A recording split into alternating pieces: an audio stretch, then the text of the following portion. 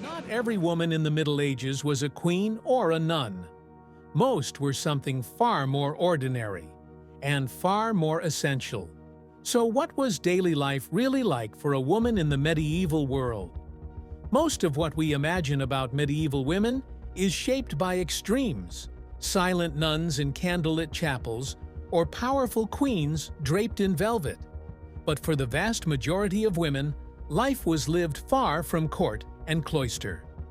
This is the story of the everyday, of women who woke before sunrise, raised children, ground grain, stitched garments, survived childbirth, navigated faith and duty, and built the foundations of society. In this video, we walk through an ordinary day in a medieval woman's life, across social classes. From peasant wives to merchant daughters and noble ladies, we explore the details of their routines, responsibilities, and quiet forms of power. The day often began before the sun had risen. In rural homes, the first sound was usually the creak of a wooden door, followed by the shuffle of bare feet on cold, packed earth floors. Women were almost always the first to rise. Their mornings began not with leisure, but with labor. The fire needed to be rekindled from the previous night's embers. If the hearth had gone cold, flint and tinder were used to spark it anew, a frustrating task made harder by morning dew. Next came food. Bread had to be baked or porridge stirred. Water had to be fetched from a well or stream, often in heavy buckets balanced on the shoulders. If she was lucky, there might be leftover stew to warm. As the smell of smoke and cooking oats filled the room, other family members began to stir. Children needed to be dressed, livestock checked, and in some cases, milk drawn or eggs gathered. There was no such thing as me time. A woman's work began with the household and extended to the entire structure of daily life. Her hands, cracked from lye soap and cold water, were in motion from the moment she woke. Caring for children was a constant, consuming part of a medieval woman's existence. Babies were swaddled tightly in linen strips and kept close to the body, often in slings while their mothers worked. Breastfeeding was expected, and in poorer homes, it was the only option. Wet nurses were more common among the nobility, though even aristocratic mothers sometimes chose to nurse their children themselves. Illness was ever present. Women learned to prepare herbal remedies from older relatives, passing down recipes for teas, salves, and compresses made from plants like chamomile, rue, and yarrow. A mother might rise 5 or 6 times a night to soothe a coughing child or check a fever. There were no thermometers or antibiotics, just instinct, faith, and care. Children were rarely idle. As soon as they could walk, they were expected to help. Little hands carried firewood, watched hens, or stirred pots. Mothers taught daughters domestic skills from an early age: sewing, mending, kneading dough. Even play was shaped by survival. Yet in all this there was joy. The sound of a child's laughter, the scent of freshly bathed skin, the warmth of a sleeping baby pressed against her chest. These were everyday moments of deep love and purpose. Women were not just mothers or caretakers, they were workers. In rural areas, most women worked alongside their husbands in the fields. They planted, weeded, harvested, and gathered wood. They cared for animals, churned butter, made cheese, spun wool, and brewed ale, a staple safer than water. On some days, a woman might walk miles to market, with goods carried in baskets on her back. Inside the village, women dominated certain trades. They were bakers, midwives, spinners, and cloth merchants. In cities, they ran stalls, kept taverns, and worked as seamstresses. Guilds sometimes allowed the daughters or widows of craftsmen to inherit and run a business. A skilled woman could even achieve independence. though always within the bounds of custom and male oversight. Even unpaid labor had value. A woman's domestic contribution sustained the household economy. She stretched resources, preserved food, and mended tools and garments, making survival possible.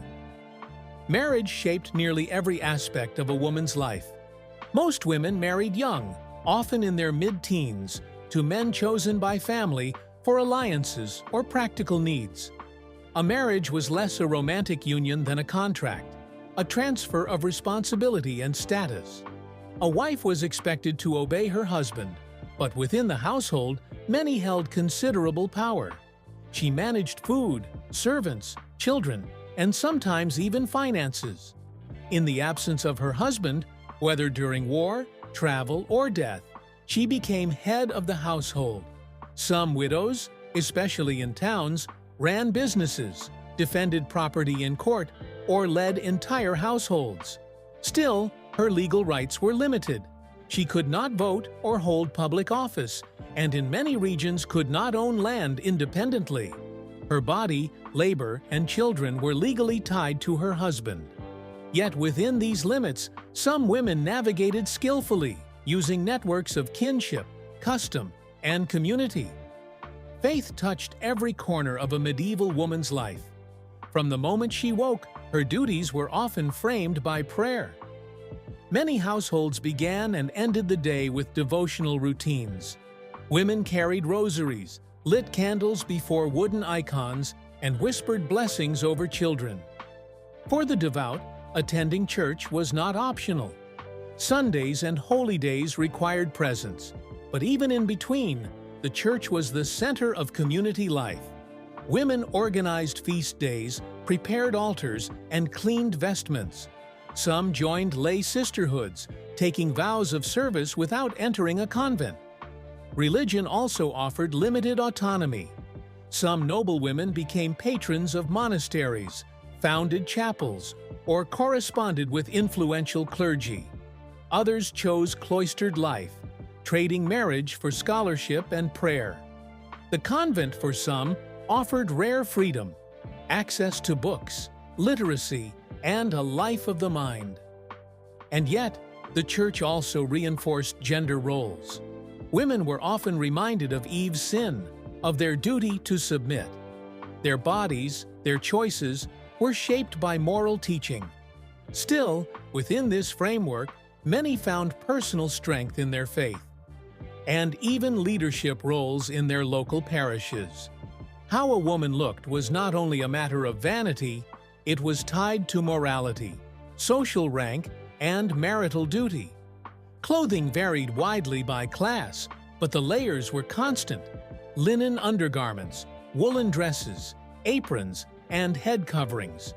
Hair was rarely seen loose in public. It was bound, braided, or hidden, especially for married women.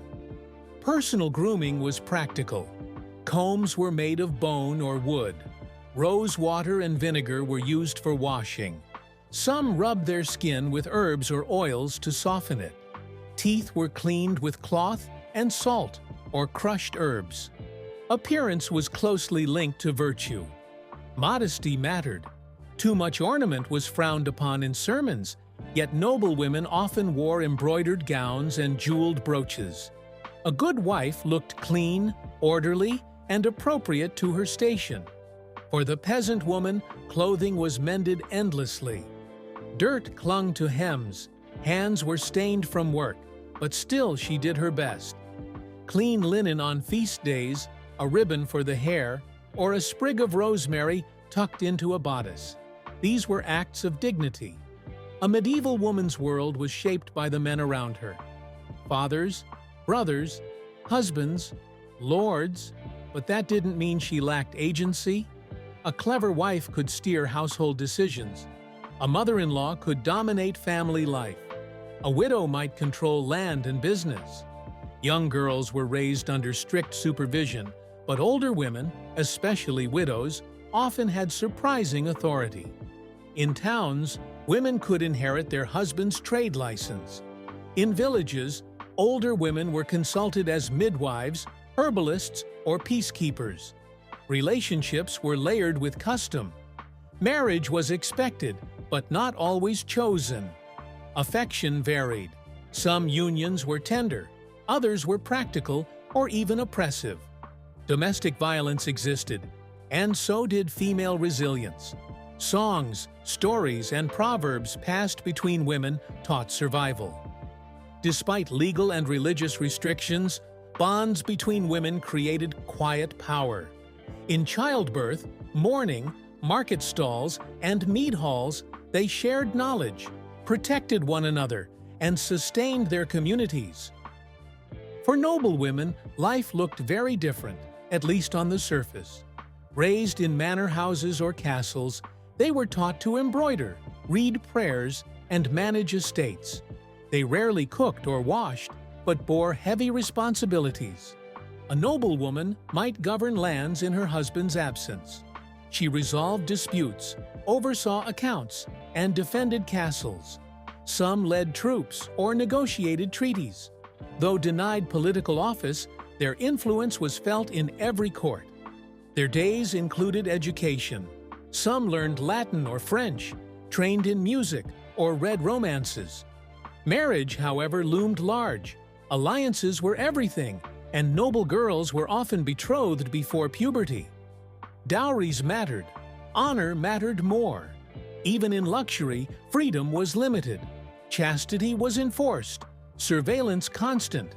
Yet through patronage, charity, and diplomacy, noble women shaped culture and policy more than most realize. Urban life offered other opportunities. In towns and cities, women worked as bakers, brewers, silk workers, and midwives. Markets buzzed with female voices. Girls from merchant families sometimes received basic education to help with trade. The city woman rose early, opened shop, haggled prices, and tracked debts. Many worked side by side with husbands. Others ran their own stalls. Widows especially could operate with rare independence. Some grew wealthy and left records of property and legal disputes. Midwives held particular power. Trusted by women, feared by men, they helped bring life into the world. Their knowledge of the body, pain, and death gave them respect, but also suspicion. The line between healer and witch was sometimes thin. Cities were dangerous too, crowded, chaotic, full of risk, but they gave women visibility, a public presence not always possible in rural settings. Some women rejected marriage entirely and entered religious life. In convents, they found not just sanctuary, but agency. Nuns taught girls to read, copied manuscripts, managed lands, and provided charity. Life in a cloister was disciplined. Early prayers, silence, study. Yet it offered education, safety, and sisterhood. Some women entered willingly, others were placed by families. But inside those walls, many flourished. Abbesses held power akin to lords, commanding respect from bishops and nobles alike. Convents were centers of learning and preservation. Female scribes wrote chronicles and letters. Nunneries housed vast libraries. For a rare few, it was a life of the mind, not just the spirit. A medieval woman's life was bound by expectation, but filled with resilience. From hearth to cloister, market stall to manor hall, she worked, endured, created, and cared. Her voice may be faint in the surviving records, but her hands shaped the medieval world. Which part of medieval women's lives surprised you most? Let us know in the comments. And if you want more true stories from the medieval world, subscribe for more historical deep dives.